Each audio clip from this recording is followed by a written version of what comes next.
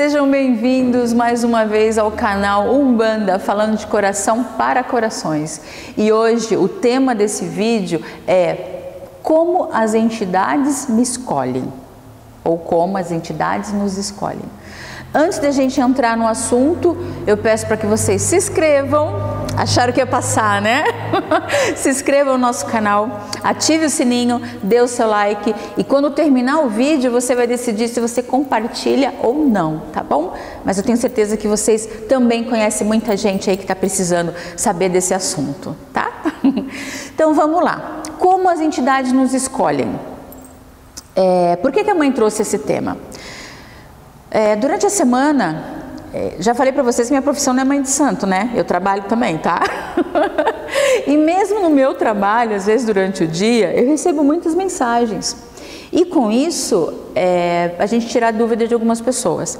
E eu tenho recebido muitas mensagens onde as pessoas estão narrando algumas situações para mim que infelizmente ocorreu em outros terreiros. Referente a um exemplo. Tem um caso que a pessoa saiu de um terreiro e a mãe de santo virou para essa pessoa e falou assim: olha, você pode sair, mas as suas entidades vão ficar. Eu vou prender as suas entidades aqui. Um caso, número 1. Exemplo número 2. A pessoa saiu do terreiro, encontrou uma outra casa para trabalhar. Quando ela chegou nessa casa, ela já era um médium bem desenvolvido, já tinha os seus guias que trabalhavam com seriedade, tá? E quando chegou nessa casa, a mãe de santo virou e falou assim: ó, só que você não vai trabalhar com esse caboclo não. Você vai trabalhar com o caboclo tal, que é o caboclo da casa. E aí eu vi que o assunto é sério, é muito sério. Como que a mãe de santo, que nem o que acontece aqui na nossa casa, por exemplo, para vocês entenderem, gente, sempre o que eu estou trazendo para vocês, eu falei exemplos de outra casa sem citar nomes e sem citar, né, a devida ocorrência aí. E quando eu falo com propriedade, eu falo com a propriedade que é na minha casa. É a forma como as nossas entidades, como os guias, chefes da casa, nos ensinaram. E eu procuro ensinar os meus filhos da mesma forma como eu aprendi, tá? E aí, quando eu vi vários exemplos, como eu acabei de citar, só 2 para vocês, mas se eu ficar aqui, a gente vai dar uns bons vídeos ainda, só dando exemplo do que acontece quando pessoas despreparadas vão falar a respeito dos guias nessa situação. Então, dessa forma, foram casos que surgiram aqui. Então, quando eu falo da forma como a gente trabalha, é na minha casa, na nossa casa, é na TUC. Nossa, eu não falei o nome da TUC hoje, né? Tenda de Umbanda, Luz e Caridade da cidade de Salto. Aproveitando, sou a mãe Renata, dirigente da TUC. A gente tem que falar isso no começo, eu esqueci, mas vamos lá. Então, quando a gente fala como o médium, como os guias nos escolhem, eles nos escolhem, existe uma encarnação a acontecer. Então, existe uma reunião lá com os nossos guias espirituais, então a gente participa dessa reunião. Um exemplo, depende do que a gente tem, eu até falei isso já em outros vídeos, mas foi de uma forma bem rápida. Depende do que a gente tem que melhorar, depende daquilo que a gente tem que evoluir, os nossos guias chegam pra gente e já se preparam essa corrente, já é preparada para que eles possam encarnar, né? Eu não digo junto com a gente, mas eu encarno e eles vão me guiar nessa encarnação. Entendeu como que funciona? Então não tem como. E esses guias, eles nos guiam. O contratinho lá que foi assinado entre todos é para que eles venham a nos guiar do começo da nossa encarnação ao fim. Isso independente de eu ter aceito a minha missão de médium, de eu estar dentro de um terreiro, qualquer coisa, independente disso, ele vai estar ali. Os nossos guias, as nossas entidades, aquilo que nos protege e faz parte da nossa evolução, eles jamais vão invadir a nossa vida. Então eles estão ali esperando o nosso momento. Porque nós temos o que? O nosso livre-arbítrio.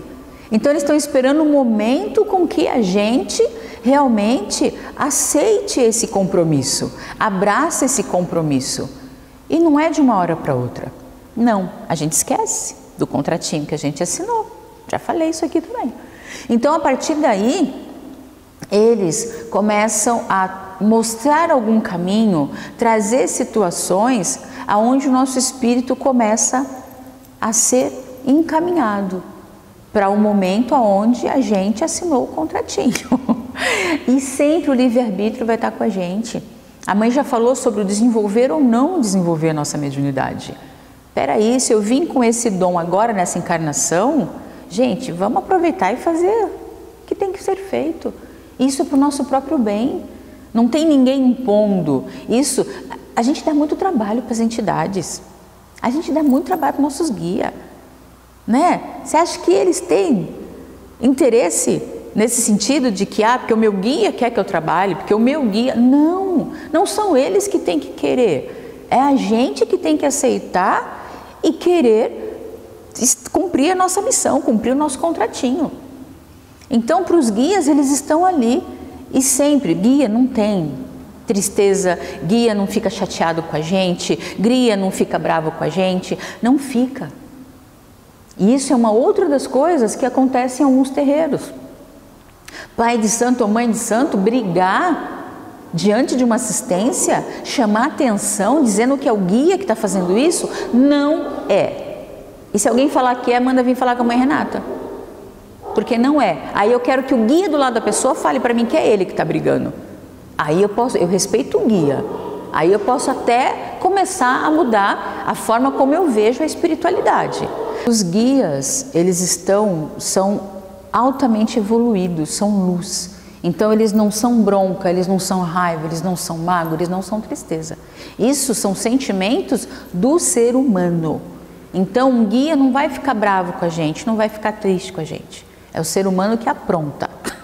Então, vamos começar a mudar a forma como a gente vê os guias que nos guiam. Eles não são nossos. Às vezes a mãe fala, nossos guias é só uma expressão que todos nós acabamos tendo, né? Mas na verdade eles são os que nos guiam. E a gente tem que respeitar isso. Então, quando a gente fala a forma de escolher, né? O guia nos escolhem, é nesse sentido. E a gente já foi escolhido, já houve uma conversa, já houve um acordo antes da gente encarnar, antes da gente vir para esse mundo, tá bom? Então, comecem a ter um pouco mais de clareza referente a esse assunto. É uma coisa que vai ajudar muito a gente, justamente a sair desse vínculo, desse círculo de pai de santo e mãe de santo que acaba, como é que se diz, pressionando o médio, simplesmente para o médio ficar com medo. Então a gente não está aqui para isso, a gente não está aqui para que vocês tenham medo da gente, a gente está aqui para auxiliar, a gente está aqui para ser instrumento. Então é isso que vocês têm que entender daqui para frente. Então não tem essa de guias chamarem atenção, não tem essa de prender guias. Então eu espero que tenha ficado bem claro essa questão para vocês. Realmente tudo tem a ver com a nossa encarnação.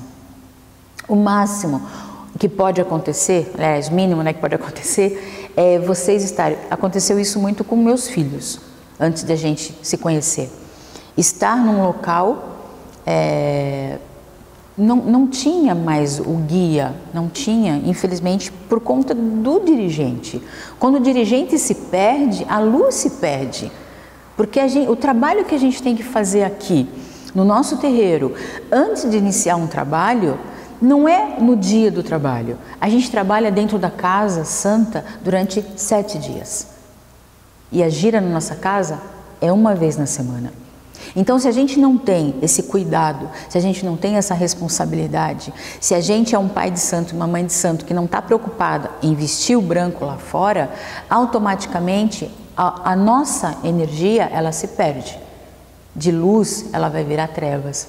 E quando um pai de santo ou uma mãe de santo está nesse nível, os guias que são dos médios, que estão médios preparados, médio que realmente está ali com o coração aberto, fica muito mais difícil eles se conectarem com os próprios guias.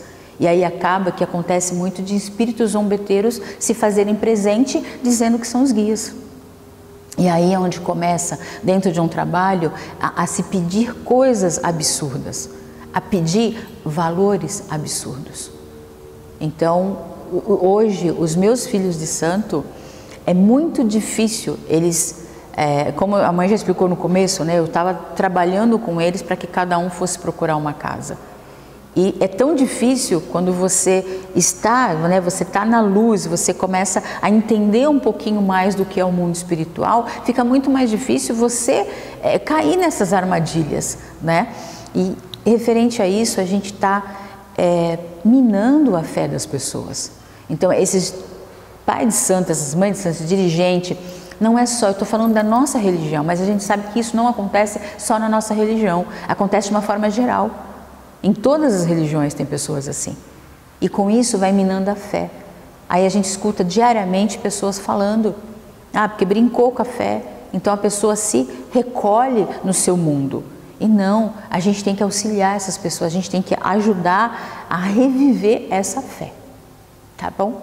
Então não caiam mais nessa. Pode ter certeza, se você estiver saindo num terreiro e alguém ameaçar você que está prendendo os seus guias, esqueça. Vá de coração aberto, vira as costas que seus guias vão junto com você, tá bom? Não falei que esse vídeo ia ajudar bastante gente? Então aproveita, dê o like, se inscrevam e compartilhe. E acompanhe a gente aí nas redes sociais, tá bom? Até o próximo vídeo.